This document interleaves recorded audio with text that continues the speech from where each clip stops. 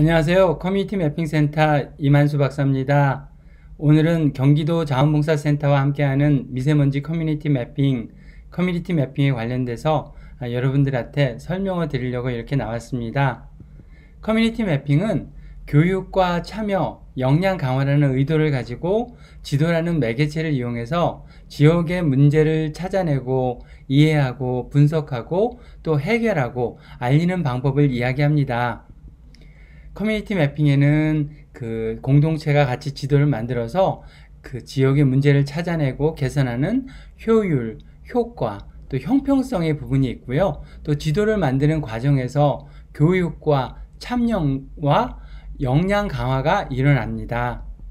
그래서 원래 커뮤니티 매핑은 커뮤니티 파티시퍼토리 매핑, 지역 공동체가 참여를 통한 소통으로 지도 만들기라고 이렇게 있었는데요. 이 글이 좀 길어서 커뮤니티 매핑이라고 간단하게 부르기 시작했습니다. 제가 2005년에 뉴욕에 저희 딸들이랑 여행을 갔다가요, 화장실을 찾는데 너무 힘들었어요. 그 막 연말연시라 줄들이 길고 아이들은 급하다 그러고, 그래서 결국은 지하철을 타고 근처에 다른 곳에 있는 화장실을 이용한 경험이 있습니다. 그래서 그때 분명히 화장실이 많을 텐데 이거를 같이 아는 사람끼리 데이터를 올려서 공유하면 어떨까 해서 만든 게 nyrestroom.com 뉴욕 화장실 지도입니다. 이때만 해도 굉장히 신선한 방법이었죠. 그리고 2005년에 구글에서 처음으로 구글 지도가 나왔을 때였습니다. 그래서 그 아주 어렵지 않고 또 큰 비용이 들지 않게 이런 앱을 만들 수가 있었죠. 그래서 그때 이렇게 앱도 나오고요. 지금도 뉴욕에 가면 많은 사람들이 이런 부분에 이야기를 하고 있습니다. 제가 연구를 하다가 학교에서 주말에 지역의 학생들한테 무언가 할 수 있는 게 있지 않을까 하고 시작한 게 I am Socio입니다. 남미계 고등학생들하고 주말에 커뮤니티 매핑을 하기 시작을 했는데요. 친구들하고 좀 재밌게 보내는 시간을 가지고 또 기술도 배우고 또 지역도 봉사할 수 있는 기회가 생기고 또 그러면서 리더십을 키우게 하려고 했습니다. 여기 보시면 제가 보이죠? 예, 그리고 우리 학생들, 고등학교 1학년, 2학년, 3학년 학생들인데요. 부모님들이 다 이민을 와가지고 많이들 이제 학교 방과 후에 하는 일 없이 그냥 거리에서 돌아다니기도 하고 대학을 진학할 꿈들이 없는 학생들이었어요. 그러다 저희가 처음 한 프로젝트가 학교 주변에 안전길 매핑을 했습니다. 이렇게 보다시피 보도블록이 제대로 깨졌는지 안 깨졌는지, 이렇게 연결이 되어 있는지 안 됐는지, 또 교차로가 이 교차로에 그 페인트가 제대로 칠해졌는지, 신호등은 제대로 작동하는지, 장애인들을 그 휠체어가 제대로 다닐 수 있는지 없는지, 그런 부분들을 이렇게 매핑을 했죠. 그래서 이 지역을 다 하는데 2시간이 걸렸습니다. 왜냐하면 이 스마트폰을 가지고 바로 이렇게 학생들끼리 다 하니까 이 시간이 얼마 안 걸리는 거죠. 예. 그래갖고 이렇게 하는데 이제 이걸 알아야 되잖아요. 알아야 되니까 배워야 되고 교육 또 참여가 일어나고요. 그리고 이 데이터를 가지고 지자체에서는 효율적으로 어디를 먼저 고칠지 무엇을 할지 그런 것들을 할 수가 있고요. 또 형평성의 부분도 볼 수가 있습니다. 왜냐하면 이 지역이 이 도시에서 좀 못 사는 동네였어요. 여기가 지금도 특히 고장나고 보수가 안 되는 곳이 많더라고요. 근데 저한테 어느 날 하루 전화가 왔어요. 참석한 학생 하나한테 임 박사님, 제가 얼마 전에 올린 데이터 있잖아요. 그게 오늘 지자체에서 거길 고치고 있어요. 이 기분이 어떨까요? 완전히 기분이 너무 좋은 거죠. 예. 그래서 그 학생이 그런 얘기를 해요. 나는 맨 처음에 지역을 돕고 지역을 봉사를 한다는 게 별로 큰 의미고 아무것도 몰랐는데 이거 봐라, 내가 뭔가를 하니까 지역이 변하네, 우리 다 같이 했으면 좋겠다 라고 하는 그 이야기도 들었습니다. 그리고 이제 저희가 초등학교 근처 공원에서 한번 커뮤니티 매핑을 했어요. 여기 이제 제가 있고 학생들이랑 같이 했는데 막 매트리스가 버려지고 또 타이어도 이렇게 버려지고 난리가 난 거예요. 막 모기도 뜯기고 그래가지고 좀 일찍 저희가 철수를 했는데 학생끼리 페이스북에서 이런 얘기를 하는 거예요. 야, 우리 이런 경험 한 번도 안 했지. 우리 여기 같이 치우자. 누가 나랑 같이 할래? 너네 이거 나랑 같이 안 할 거지. 하지만 같이 해보면 좋겠다. 이러면서요. 글쎄 여기를 이렇게 치우는 거예요.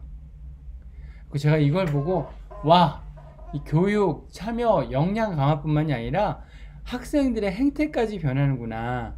제가 이러면서 이 커뮤니티 매핑의 포텐셜을 알고 훨씬 더 이제 앞으로 굉장히 적극적으로 커뮤니티 매핑을 알리게 된 계기가 되었습니다.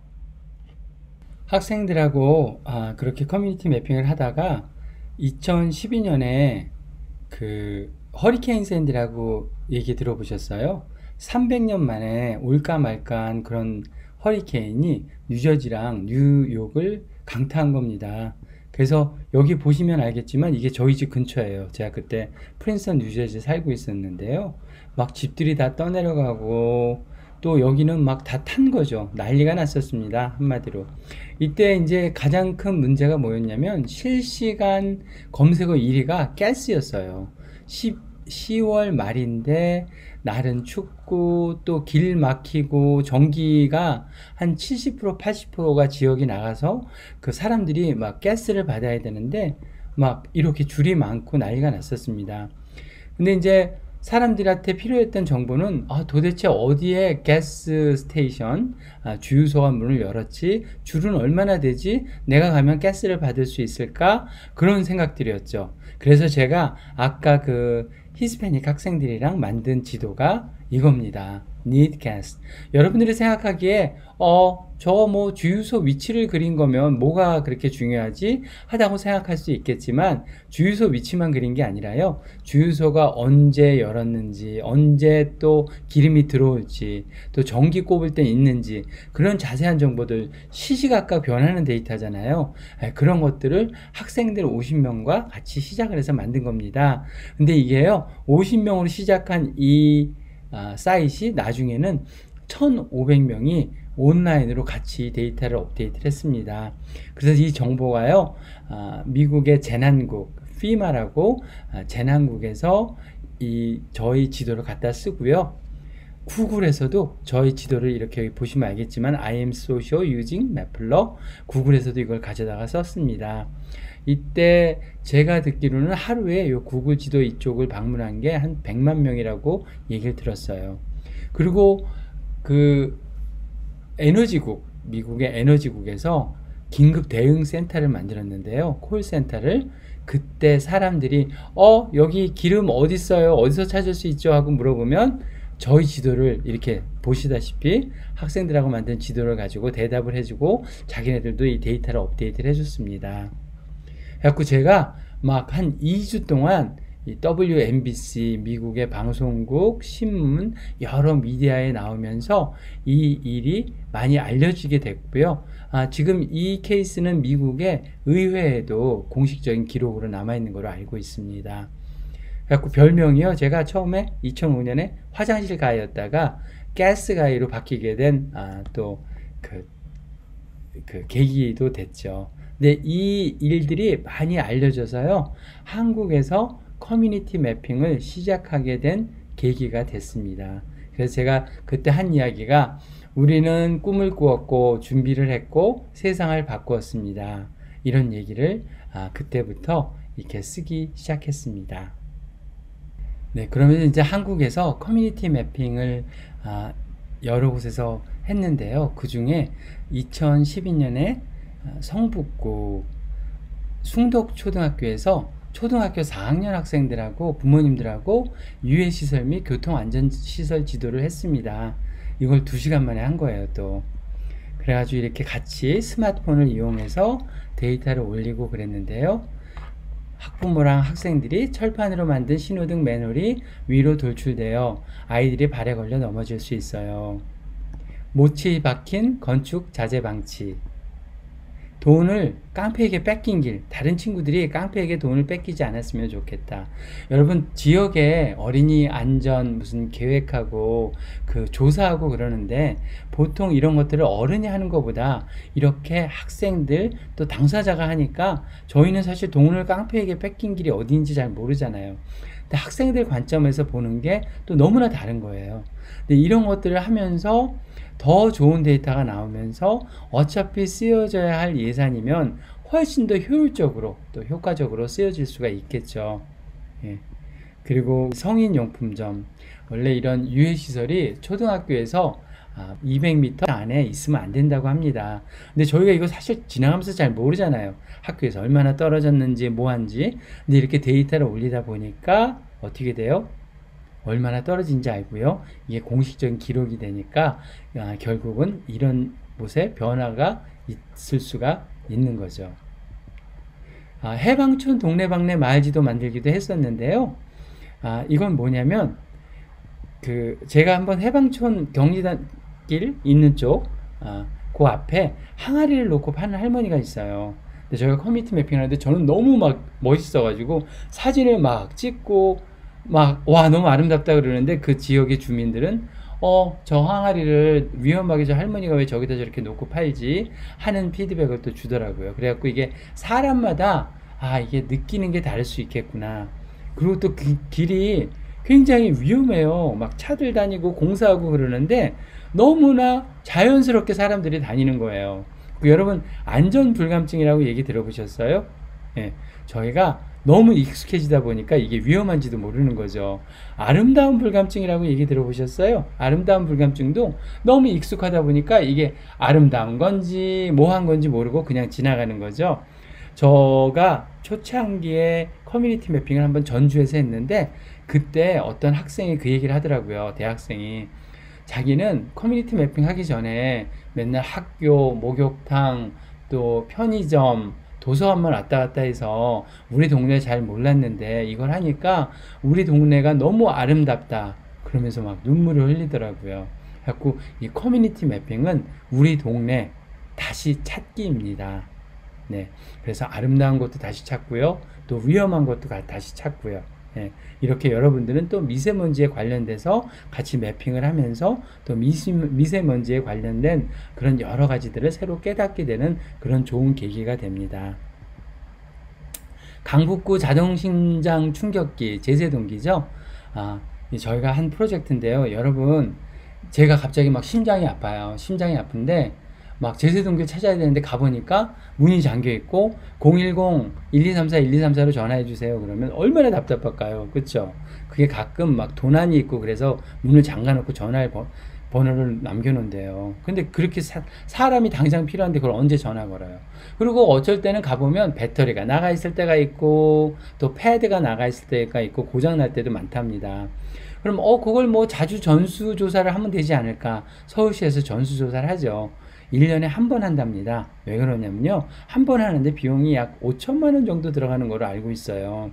그럼 이걸 매주 하면 얼마나 많이 비용이 들어가요? 한 25억쯤 들어가죠. 52주니까. 근데 이거를 예를 들면 이 커뮤니티 매핑 기법으로 학생들이나 또 자원봉사자들이 자기 집 근처에 있는 제세동기 일주일에 한 번씩 그냥 이렇게 딱딱 눌러서 여기는 오늘 잘 돼요, 고장이 났어요, 뭐가 고쳐지면 좋겠어요, 그러면 바로바로 대응도 할 수 있고 사람이 막 급히 필요할 때 정말 생명을 살릴 수 있는 거죠.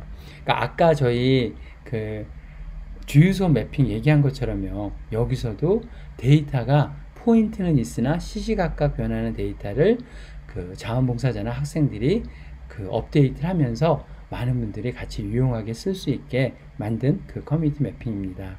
커뮤니티 매핑이란 단순히 지도를 만드는 것이 아니라 지역의 지도를 같이 만들고 이용하여 커뮤니티 간 대화를 가능하게 함으로써 사람과 사람, 커뮤니티와 커뮤니티, 지역사회와 지역사회를 연결해주는 역할을 합니다.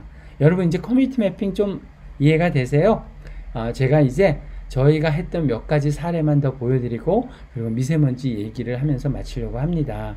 저희가 이거는 장애인 편의시설 앱인데요. 구글에서 2016년에 소셜 임팩트 챌린지를 해서 저희가 큰 상금을 받고 이거를 전국적으로 만들어 놓은 겁니다. 그래서 많은 장애인 단체, 또 사회복지관, 또 그 학생들이 학교에서 방과후 프로그램으로 이 앱을 쓰고 있습니다. 또 평창 올림픽 때도 저희 장애인 편의시설 앱을 썼고요. 또 발달 장애인 편의시설, 이건 요새 저희가 하고 있는 건데, 발달 장애인들이 편하게 그러니까 불편함 없이 다닐 수 있는 그런 편의시설들을 매핑을 하고 있습니다. 침묵의 살인자 미세먼지, 여러분 미세먼지 때문에 무척 많이 고생하셨죠. 그래서 다행히 요즘은 코로나 때문에 미세먼지가 굉장히 많이 줄었다고 합니다. 그런데 미세먼지로 인한 전 세계의 사망자가 약 330만 명이 넘는데요. 그런데 그 실내 공기 오염까지 합치면 약 500만 명이 넘는다는 이야기도 듣습니다. 너무나 불행하게 OECD 국가 중에 거의 최하예요. 미세먼지 그 오염도가요. 네. 근데 이제 굉장히 다양한 연구들이 되고 있습니다. 도대체 미세먼지는 어디서 오는 거야? 어떻게 저감을 하지? 예를 들면 미세먼지는 자동차, 화력발전소, 또 산업 그런 쪽에서 오는데요. 이 지도를 보게 되면 아침에 7시 반쯤 되면 서울 근처에서 막 미세먼지가 올라와요. 교통 때문에 그런 것 같습니다. 그리고 9시쯤 되면 경기도랑 충청도에서 막 미세먼지 수치가 올라오는데요. 여기 이거 백령도인데요.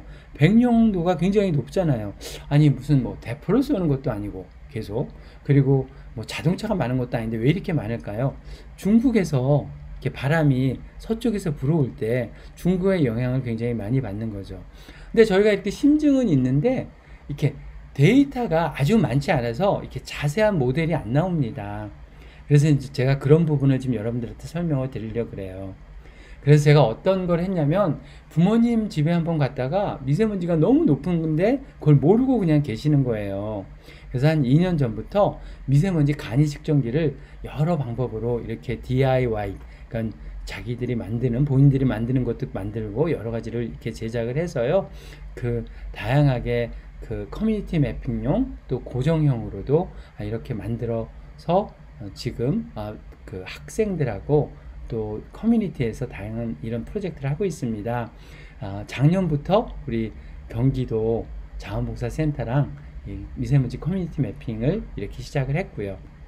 그래서 우리 학생들이 지금 미세먼지 이렇게 센서를 만들고 있잖아요. 같이 조립을 해서 이걸 가지고 테스트를 나갔는데 공원에서 이렇게 재는데, 여러분 공원 나무 밑에 하면 미세먼지가 어떨까요? 뭐 낮겠죠. 근데 이게 많은 분들이 나무가 미세먼지를 흡수해서 그 낮은 줄 알아요. 근데 한국 같은 경우는 미세먼지가 너무 높아서 나무가 흡수할 수 있는 건 굉장히 적은 양입니다. 그런데 왜 이게 미세먼지가 작냐면요, 그 일단 자동차가 많지 않고요. 그리고 사람이 많이 다니지 않고, 또 그 나무가 있으니까 바람이 이렇게 잘 붑니다. 그래서 이렇게 미세먼지가 낮고요. 또 하나는 우리 학교에서 이렇게 재는데요. 어떤 선생님이 수업 시간에 미세먼지 때문에 식물을 많이 심은 거예요. 식물을 많이 심어 놓고, 야, 우리는 여기 식물이 많으니까 창문 열어놔도 돼. 근데 미세먼지 높은 날 밖과 안을 재봤더니 너무 높은 거예요, 실내가. 그래서 그런 일도 있었습니다.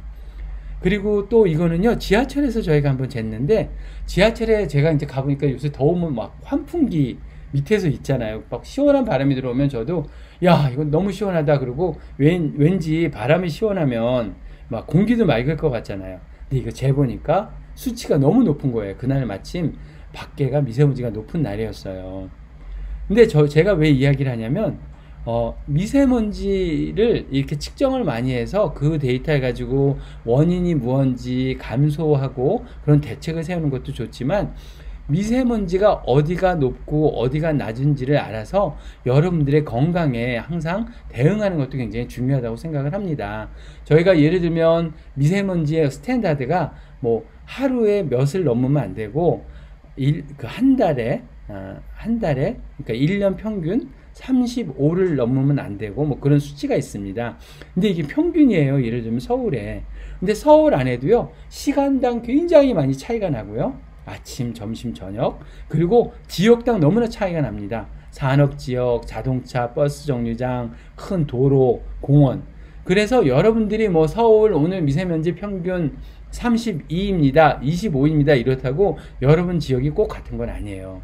그래서 이렇게 재면은 어떤 것들이 높고 낮고 또 언제 위험하고 아닌 거를 여러분들이 알 수가 있는 거죠. 학생들이랑 이렇게 해보니까 미세먼지 분포도가 보이잖아요. 이 홍대 입구 안에서만 이 미세먼지가 굉장히 다양하게 분포가 되어 있습니다. 예를 들면 이 지도는요, 저희가 온라인 지도를 하는 겁니다. 온라인 지도를 하는 건데요, 저희 커뮤니티 매핑 센터에서 지금 하고 있는 건데 실시간으로 데이터가 다 올라와요. 그럼 여기서 실시간으로 시간당 미세먼지 데이터가 여기 올라오고요, 또 이쪽도 올라오는데요. 예를 들면 여기는 높고 여기는 낮아요. 근데 바람이 이쪽으로 불러. 그러면 이 안에 무언가 벌어지고 있는 거잖아요. 저희가 굴뚝 데이터가 있을 수도 있고 산업 데이터가 있을 수 있으니까 미세먼지가 어디서 무슨 일로 생기는지를 대강 볼 수가 있는 거죠. 얼마 전에 그 산업 굴뚝에서 미세먼지를 몰래 방출한 어떤 회사가 있었잖아요. 근데 여러분들이 이런 일을 하면 그런 회사에서는 감히 이런 것들을 몰래 버리지를 못하죠. 미세먼지 커뮤니티 매핑의 효과. 공기 오염을 모니터링 함으로써 미세먼지 감소하고요. 미세먼지 오염의 원인을 찾고요. 미세먼지에 대한 인식을 새로이 하고 자발적 참여 의지를 강화시킵니다. 그리고 주민의 입장에서 바라보는 지역 미세먼지 현황 파악이 가능하고요. 시민들이 축적한 데이터를 행정 수요와 결합 또 비교하고요. 주민의 필요가 적극적으로 반영된 미세먼지 정책 계획 및 실현이 가능합니다. 커뮤니티 매핑 교육을 통해서 지역 사회 환경 개선 또는 민원 개선에 기여할 수 있다는 자부심이 생겼다고요. 우리 작년에 경기도에서 같이 했던 분들의 참가자가 그렇게 얘기를 하셨습니다.